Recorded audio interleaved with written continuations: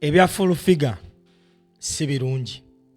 Oli kuva Strange 256 simple msigi emanya nsaba gwe na wena laba video eno. Please kindly subscribe, share the video, and of course don't forget to tap the notification bell. Okuva abantu abatanda bategerekeka na buli kati oba kuba full figure Justine Nameere ebintu full figure Bitandise Okumwononekera. Jukira nti yakubwa oluvanyuma lw'abantu abatannategerekeka bamukuba. Then after nga bamukubye ekitongole ekivunanyizibwa ku by'empuliziganya ekya UCC ne kibaaninga program ye gye yakolanga ne Ssenkubuge emanyikibwa nga omusunsuzi ku radio eya Salt TV. Ever since then ebintu full figure bibadde bimutabukidde. Buli muntu yenna abadde amulinako empalala n'ennugu. Bassebo ne bannyabo yagibireetinga. Walinganga abamu abagamba waliko n'abamu abagamba nti singa full figure Katonda, God forbid, akeera n'amuyita abagenda okusanyuka bangi because bangi nnyo baalumizza ate ng'ebimu abikola intentionally. Olw'okuba nti yalina omumwa ogudduka speed ate olw'okuba nga ayina sse oba ayogera n'abanene buli kimu akikulanga bw'ayagala. Now yagenda n'awaabira omukyala amanyikibwa nga Nameere nti ye yasindika abantu abaamukuba. Era Nameere olunaku lw'ejjo oba waziti yesterday but one yagenda ku poliisi because baamusamoninga. Era yagenzeyo ng'abantu abasinga balowooza Nameere agenda sigalayo bamukwate because full figure abadde alina omuzoogo. Ye kasita omuvuma n'omusinga akukwata n'akusiba era bangi baasibye. Truth be told, omu ku bantu abasinga okuba ne ba enemies mu Uganda, full figure tavaako ku list. Now we bamaze okugenda ku poliisi Nameere yagenzeeyo. Then buli muntu yenna eyabadde alina omusango because bantu bangi bavuddeyo ne bagamba full figure naffe tumulopye ku poliisi. Ne poliisi terina kyekola. Era batandise okwekalakasa bagamba full figure ye yaani amateeka go gatakwata.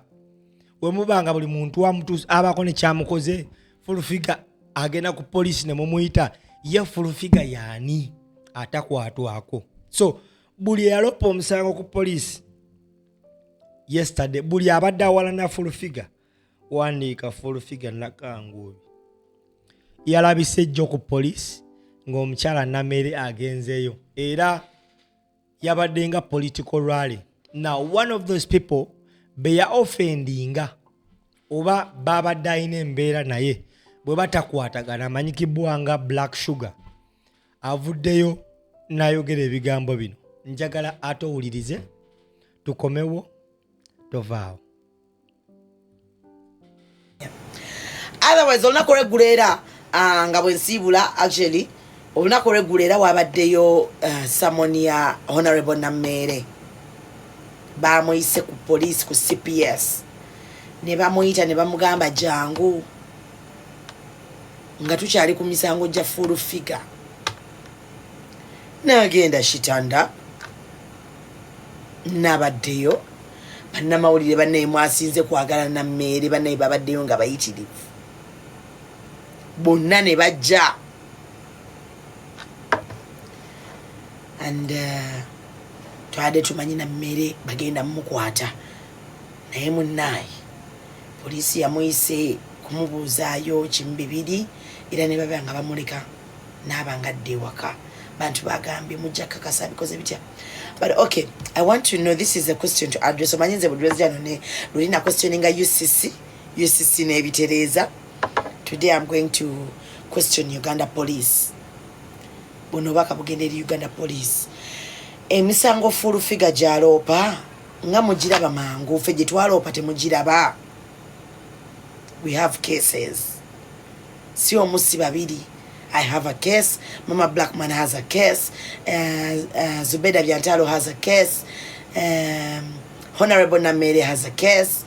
Nalongo Chitone has a case. Panay. Louis Light has a case.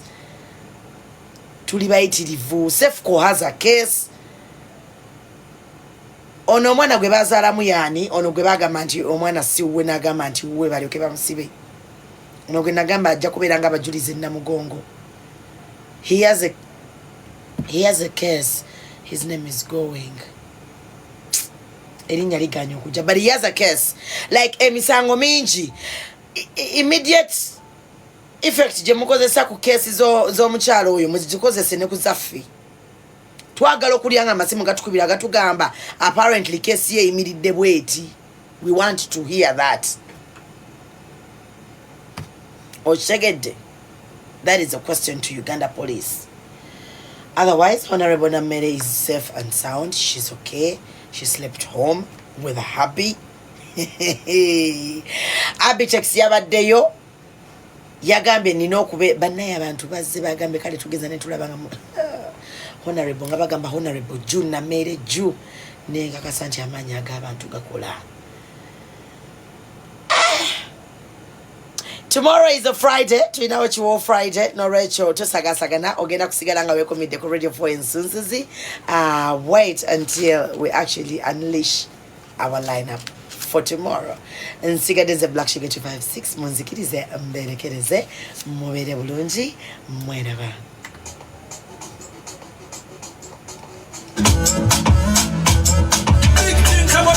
Super wali yakapya musite wali yakapya Mjen kabode super mustyle mpya Then you kabode smartphone nebya kabiryonna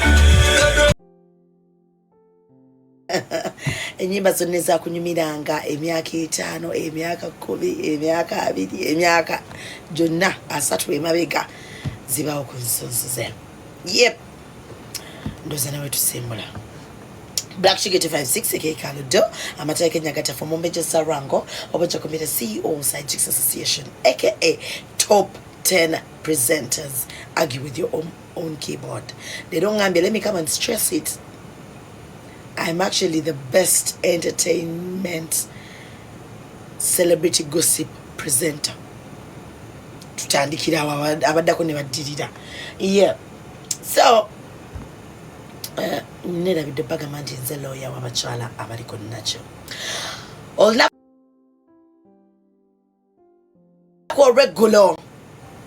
regulo nabaddeko ku Vegas chill out e Kawempe wabaddeyo show ya mwana mulenzi Akram 246 abasinga abayimbi bamumanyi ba presenter bamumanyi n'abantu abo bulijjo.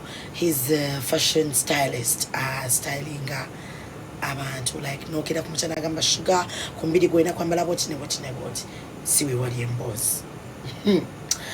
Abayimbi bazze abayimbi benarwawodde okulaba abayimbi bendudde okulaba abayimbi betulowooza nti bali mu ggwanga abayimbi Fresh Kid yayimbye ewa Akram 246. Fresh Kid ali mu secondary siwe guli 14K bongo yazze yabadde yakamala okuyimba n'ayita Fresh Kid. Mukimanyi nti Fresh Kid akyayimba kanene akayimba banzole yara myaka banteeka mbalimu nga ntunuka that song. And I'm like, wow. Meanwhile Fresh Kid ayogera oluzungu luli oluka. Natudde we nabadde ne Mutoro owaffe wa wano. Natudde ne Mutoro ne twetegereza Fresh Kid nga tetutemyamu yadde. Fresh Kid muwanvu bwati. Fresh Kid yazinatuuzako mu luzungu. Yo, what's up my people? Abanna ebirala sibijjukira kuba oluzungu luli lwejja ku ssomero luka. Wagwan! A bombo clat byonna n'abitugamba. Wow. Fresh Kid looked so good. Akuze ayogera oluzungu n'eddoboozi lyakula. I'm so happy. Regardless of him going to school, they still kept space for his talent. Talent yasigadde ng'erinawo space. Kyesimanyi kuba kati abaana tebali mu holiday. Yazzeeyo ku ssomero because he sang so late in the night. I don't know. Abantu beekawempe balaze Akram 246 omukwano. Melody yatuuse n'ayimba abantu bonna ne bafa. Yangamba tali